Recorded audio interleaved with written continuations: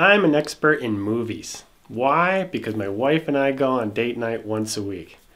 Well, alright, maybe I'm not an expert in films at all, but I can help you by providing some tips. I'm turning your DSLR footage into more of a filmic look. The first item I want to talk about is setting your camera to 24 frames a second. To be honest, this is probably the one that has the least amount of value to it. It happens more on a subconscious level. Most people can't tell the difference between 24 and 30 frames a second. The reason I shoot at 24 frames a second is not so much the look, it's because it creates a smaller file size. Shoot with a really shallow depth of field. These new Canon cameras, and I think some of the other manufacturers, they have these huge large sensors on them which help you create this super shallow depth of field. If you watch any movie or good TV show, you're going to see this used over and over again where the background is all out of focus and all of your focus goes to the subject or the person telling the story. Aspect ratio. This is probably the second most important. Normal people will notice right away when they turn their TV on, it becomes letterbox when it starts. This is a dead giveaway that it's going to be a film. So shoot your movie with a similar aspect ratio. Shoot in 720p or higher.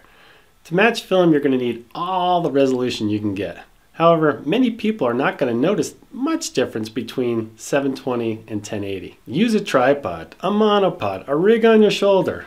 But most important, just keep it steady, unless shakiness adds to your story. Use a slider or a dolly at least a few times in your video to reveal something.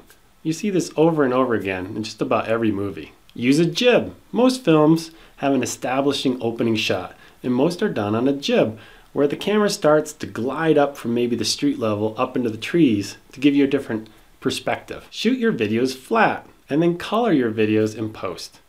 The in-camera settings, while very good, can be a little bit oversaturated and a little bit too much contrast. There are many tutorials out there on how to color your videos to give it that more blockbuster look. Don't zoom in or zoom out while filming. Instead, shoot a far away shot and then shoot up close up and then do a cut in between shots. Zooms are super fun for camcorders, but I would bet on most film crews they own prime lenses and they don't use a zoom lens unless it's for a very special shot.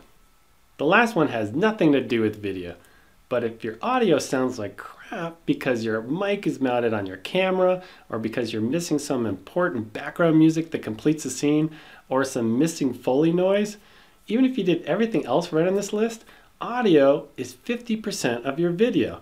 And if the audio sucks, it's really not going to help give you that film look. Alright, well, I hope that helps. Again, I'm not an expert on film, but these are the things I need to work on myself. And talk to you guys later. Bye. Tell a good story. Tell a good story.